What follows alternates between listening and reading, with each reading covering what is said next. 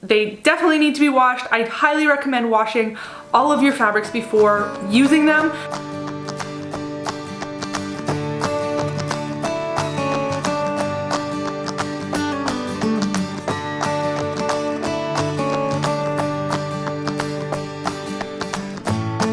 Hey friends, and welcome back to Sewing from Scratch. I am Kate, and this is where I teach you everything I know about sewing, and we learn more together along the way. Today I'm sharing my fabric wash routine with you, just showing you what I do. Hopefully it can be helpful. I know when I started sewing, I was like, do I pre-wash my fabrics? What do I do? You know, didn't know what to do. So I hope this is helpful for a beginner sewist.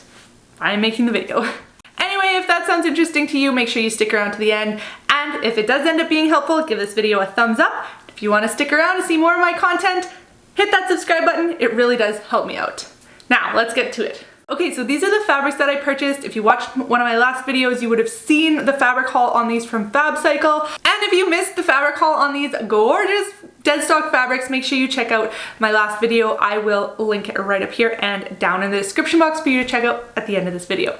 These are all dead stock fabrics and they definitely need to be washed. I highly recommend washing all of your fabrics before using them, but especially if they are dead stock or have been sitting around a warehouse or being shipped multiple times, that kind of thing. So here is a piece of fabric. This came stained like this. I reached out to the company and I was like, what do I do about this? And they were like, it was in the listing, like it was, I bought it knowing this. They were like, half a cup of salt and half a cup of vinegar usually gets out stains. So I'm like, okay, I'll try it. First I tried some Dawn dish soap on it just to kind of give it that extra grease fighting power, if you will. And then I washed it by itself with salt and vinegar. After the first wash, the stains were still there. So I threw it in with the rest of my fabrics, and here's how I washed that. Typically I don't separate my fabrics, but this time I had a really red and a fabric with some white on it, so I did think it was a good idea to separate. First I'm putting in a Tide Pod with my fabrics, and then I'm opening everything up and fluffing it out. And then I'm gonna add in some vinegar. I find that vinegar just helps fabrics hold their colors.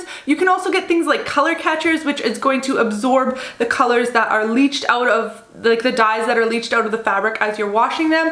I don't really think they're necessary. I like using vinegar instead. It also helps to naturally soften the fabrics. I like using a cold water wash, and I like using a heavy cycle or like something with a lot of water, and I rinse it twice just to make sure I get all that yuck, chemicals and dyes and everything out of there that needs to be out of there. Once this was done on its cycle, I did check out that fabric that was stained, and it was still stained. So I guess that's just its fate. I'm going to have to work around that. In the summertime, I do like to hang stuff, but I will always dry my raw fabrics in the dryer on high heat because I want to pre-shrink them. I don't want my garments to be shrinking after I make them, so throw them in the dryer on high heat. In the meantime, I'm putting my red fabric into the washing machine with a Tide Pod and some vinegar. I also had this other cut of fabric that I threw in there as well. And then once it's done drying, that's it. So pretty simple.